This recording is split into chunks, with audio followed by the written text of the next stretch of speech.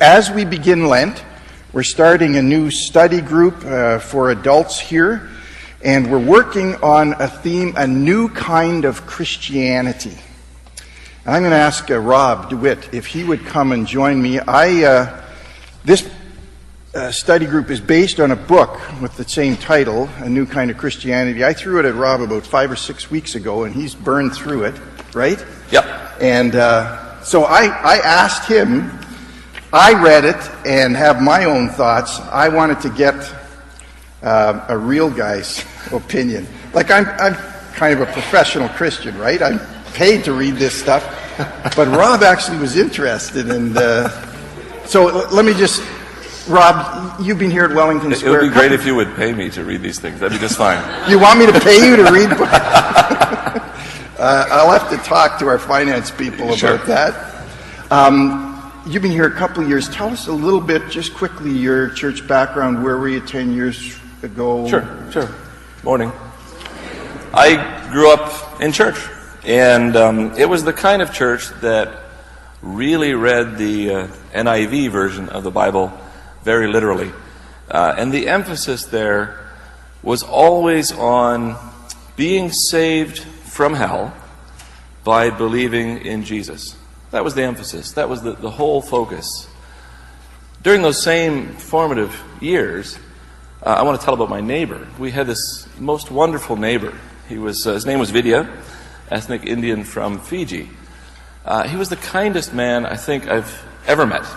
And just an example, his home was always open. So there were always kind of a circus of people at the house next door. And there was an episode where Vietnamese refugees, boat people, had disasters on their way trying to get to Canada. It's around 1980, early 80s. And they took in one of these orphaned young women to live in their house and have a start here in Canada. So as I was a teenager, there was a question planted in my mind, right? Which was more important, to do the right things, like Vidya, or believe the right things, as of course we did? Your neighbor was Hindu. Yes. So he did not literally believe the NIV that said he was not going to get into heaven unless he accepted Jesus.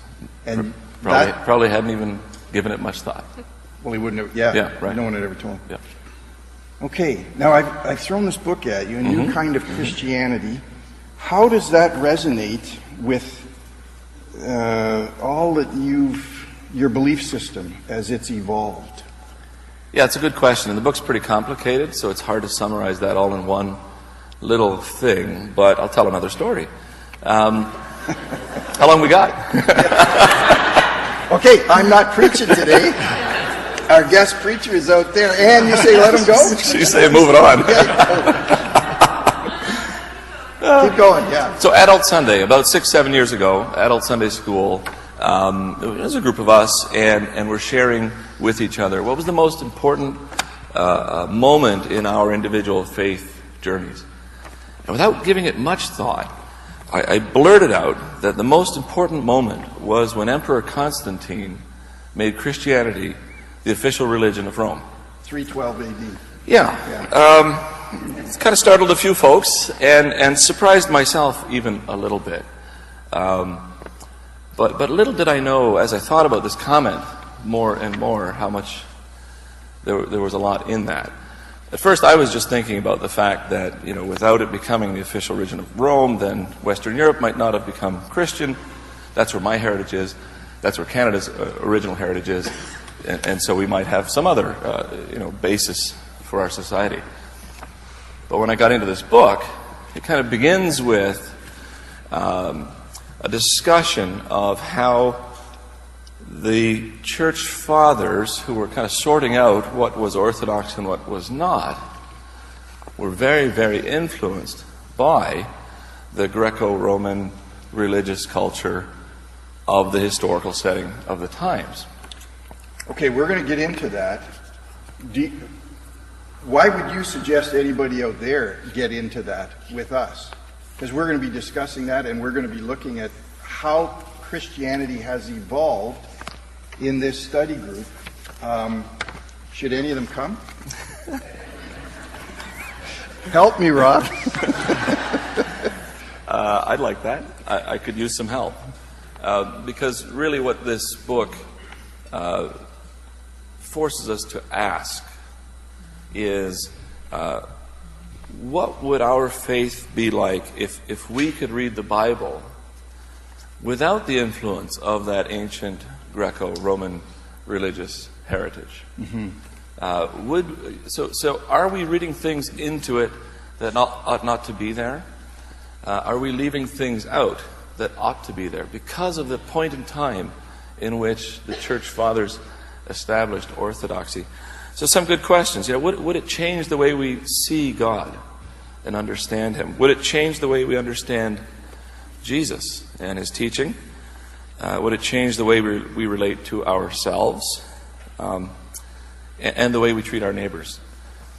So what if we could read the Bible without the influence of that ancient culture? Can we try to separate out how that's influenced our interpretation of Scripture and look at it afresh?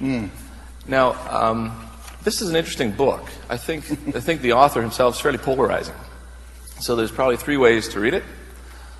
One way where you read it and it all seems kind of comfortable and gives assurance, and then you put the book aside and just carry on. It doesn't really get in. It's kind of a skim. The other way to read it, and I think many people will read it, they'll say, no, this is too challenging. This interferes too much with things that I hold dear. So one person might say, oh yeah, and just put it aside. Yeah. The next person might say, oh no. Right. Okay. Right.